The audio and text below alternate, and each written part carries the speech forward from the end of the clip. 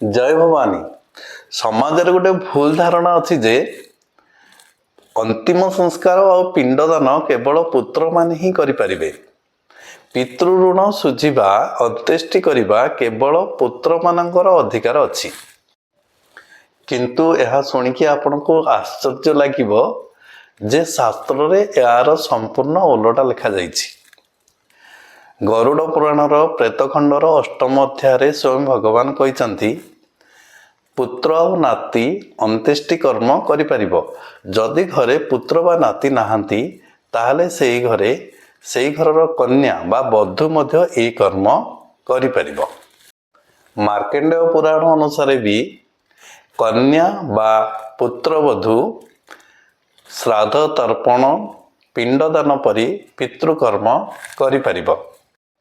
वाल्मीकि रामायणर गोटे कथारे श्रीरामकर अनुपस्थिति रे माता सीता तांको ससुर दशरथंकर पिंडदान करिथिले। एहीपरि भावरे पुत्रर अनुपस्थिति रे कन्या बा पुत्रवधू पिंडदान करिवार अधिकार प्राप्त होइथिला।